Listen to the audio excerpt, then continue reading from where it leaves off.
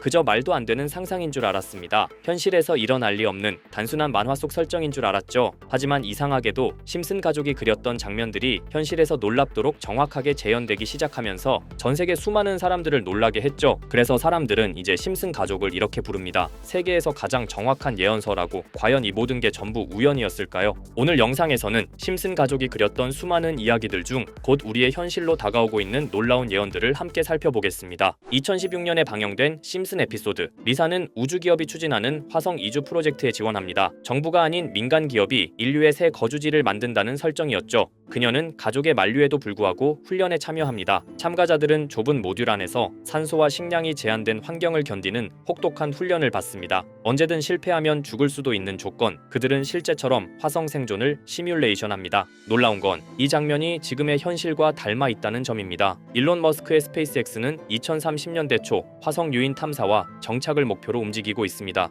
인류를 다행성종으로 만드는 게 그의 비전이죠. 미국의 나사 역시 실제 화성 거주 환경을 모의 실험하며 인간이 장기간 버틸 수 있는 조건을 연구하고 있습니다. 심슨이 그려낸 상상은 이제 과학자들이 실험실에서 재현하고 있는 현실이 된 겁니다. 심슨 속 기업과 머스크의 비전은 결국 같은 곳을 향합니다. 지구 밖에서 인류의 두 번째 집을 만든다. 그저 만화였던 이야기가 곧 우리 세대의 현실 뉴스가 되어가고 있습니다. 다음 이야기는 더 놀랍습니다. 2011년에 방영된 심슨 에피소드. 미래의 호머는 여전히 아버지와 대화합니다. 하지만 그 아버지는 더 이상 살아있지 않죠. 그의 의식은 클라우드에 업로드되어 디지털 형태로 존재합니다. 망자들은 더 이상 사라지지 않습니다. 데이터 속에서 기억하고 반응하고 대화합니다. 심슨은 그 장면을 통해 죽음이 끝이 아닌 시대를 상상했죠. 그땐 웃어넘길 만한 장면이었지만 현실의 기술이 점점 그 상상을 따라잡고 있습니다. 일론 머스크의 뉴럴링크는 인간의 뇌 신호를 직접 읽고 디지털로 전송하는 기술을 개발 중입니다. 이미 원숭이 실험에서는 뇌파만으로 기계를 조종하는 데 성공했죠. 머스크는 뇌와 AI의 연결이 인간 진화의 다음 단계라고 말했습니다. 생각을 저장하고 감정을 공유하며 기억을 옮길 수 있는 기술. 이건 단순한 보철이 아니라 의식을 디지털로 확장하는 실험 그 자체입니다. 심슨이 그려낸 클라우드 속 인간은 이제 연구실과 회의실 안에서 실제로 논의되고 있습니다. 죽은 뒤에도 남는 나. 그 예언은 뉴럴링크가 만들어내는 현실로 다가오고 있습니다.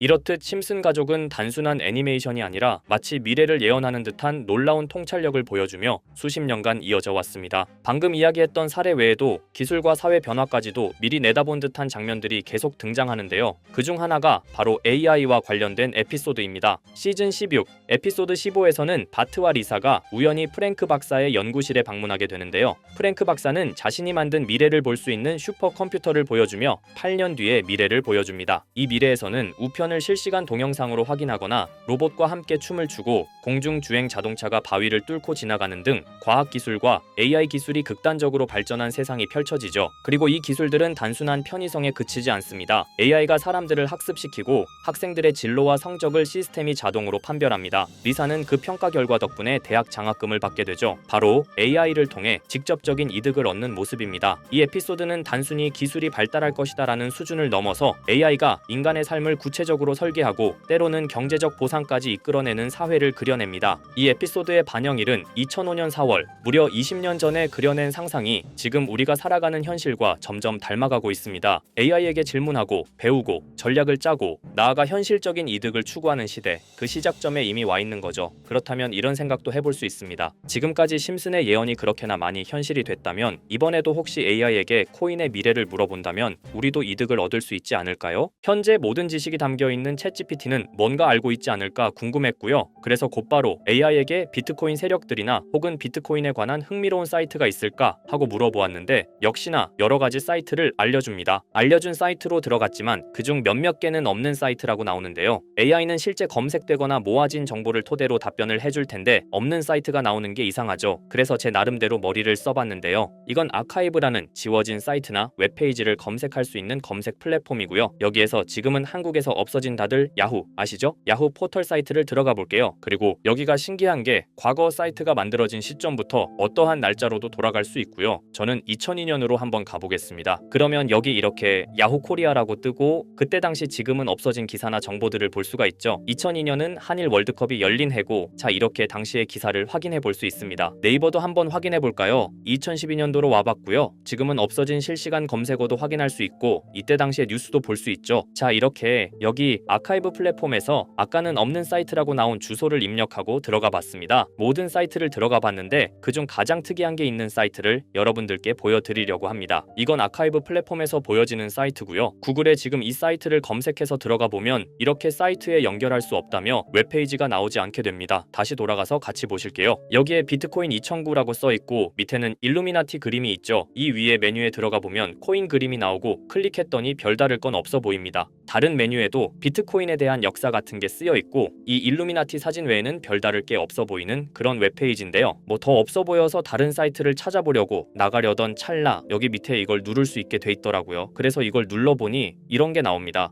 제가 일본어 해석은 할 수 없어서 번역기로 해석해 보니까 사토시 나카모토 관리자 이외의 액세스는 금지되어 있습니다. 네트워크가 원활하지 않습니다. 이런 의미 없는 글이 나오고요. 그런데 여기 아래쪽에 일루미나티 사진 밑에 비트코인 로고가 조그맣게 있어서 뭔가 이상하다 싶어서 눌러봤더니 이런 비트코인에 대한 히스토리가 나오고 여기 클릭 히어 있죠. 이걸 누르면 뭐가 나올까 싶어서 눌렀는데 안 되네요. 그래서 한참을 보다가 여기 날짜 커서를 우연히 대는데 맨 아래 날짜만 클릭 버튼이 나오더라고요. 그리고 들어가니까 이런 게 나옵니다. 어플랜, 계획이라는 거죠. 그리고 여기 아래 이렇게 쭉 그림이 나오면서 날짜들이 나옵니다. 21년도부터 해서 24년도까지 있고요. 이걸 하나하나 저는 미리 다 봤는데 우와 진짜 세력이라는 게 있구나 알고는 있었지만 좀 신기했거든요. 이걸 진짜 계획대로 해서 움직이고 있던 거죠. 우리가 봤던 갑작스럽게 펌핑하던 아무런 호재도 없이 그냥 올랐던 세력 장난질들이 이렇게 다 계획적으로 움직였다는 거거든요. 첫 번째 21년 3월 29일 여기부터 보시면 이렇게 일본어로 나와 있고요. 해석을 해보면서 같이 볼게요. 도지코인이 첫 번째 계획이다. SNS 셀럽들에게 도지코인을 돋보이게 할 것이다. 그리고 거래량을 넣을 테니까 다양한 지역에 있는 플룻은 참가해 주었으면 좋겠다. 이것도 좀 암호처럼 나오는데 아마 검색을 피하려고 이렇게 만들었나 싶어요. 그리고 도지코인의 21년도 차트를 보면 이날 이후 보름 만에 70원에서부터 800원까지 약 1200% 이상 오른 걸 볼 수 있죠. 실제로 여기서 SNS 셀럽이라고 하는 일론 머스크가 도지코인에 대해 계속 언급하면서 미친 듯이 올라갔었습니다. 날짜도 정확히 21년 4월 2일입니다. 그리고 다음 이것도 같이 번역해서 볼게요. 첫째는 성공이었다. 플룻이 참여해서 고맙다. 다음은 시바견 차례다. 마찬가지로 SNS 부자를 먼저 움직이는 것이고 거래량은 전과 같이 들어올 예정이다. 이번에도 계획이 잘 성공하면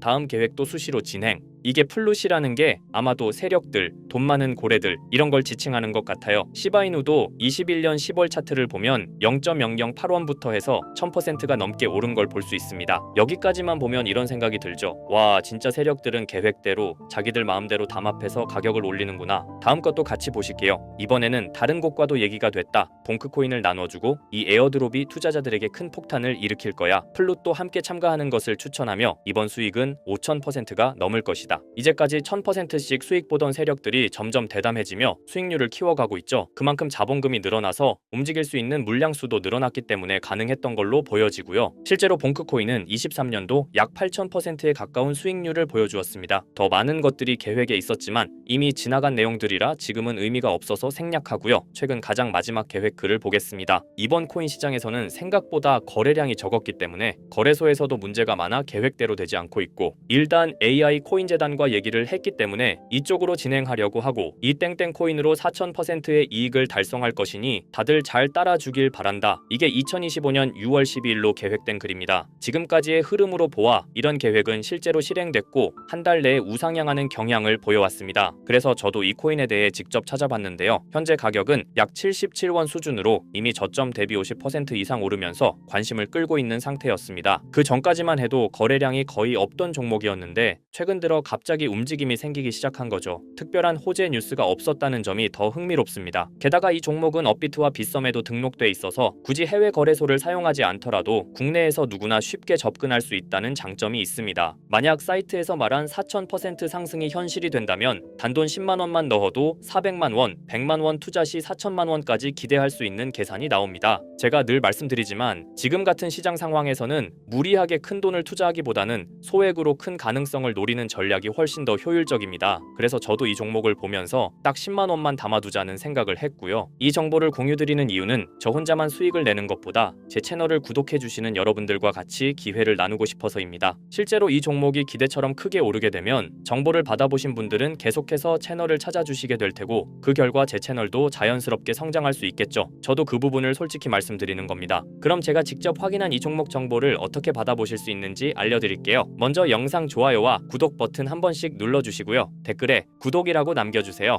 남겨주셨다면 위에 보이는 제 개인 번호 010-2374-4693 이 번호로 정보라고 문자 한 통만 주시면 이 사이트에 기재된 4000% 오를 수 있는 해당 종목을 바로 공유해드리도록 하겠습니다. 정보라고 남기신 분들만 알려드리는 이유는 정말 실제 구독자분들께만 전달드리기 위해서입니다. 형식적인 절차가 아니라 저도 책임감을 갖고 공유드리는 거니까요. 이번 종목 역시 시장 내 거래량 급증과 커뮤니티 관심도 증가, 기관 수급 흐름 등과 맞물리면 엄청난 상승을 보여줄 수 있는 가능성이 충분하다고 생각합니다. 어쩌면 여러분의 투자 인생을 바꿀 중요한 타이밍이 될 수도 있고요. 앞으로도 직접 확인하고 검증된 정보만 전달드릴 수 있도록 계속 노력하겠습니다. 지금까지 채널을 키워주신 구독자 여러분께 진심으로 감사드리며 앞으로도 함께 좋은 기회를 잡아갈 수 있도록 꾸준히 콘텐츠를 제작해 나가겠습니다. 제가 준비한 영상은 여기까지입니다. 오늘 영상도 시청해주셔서 정말 감사합니다.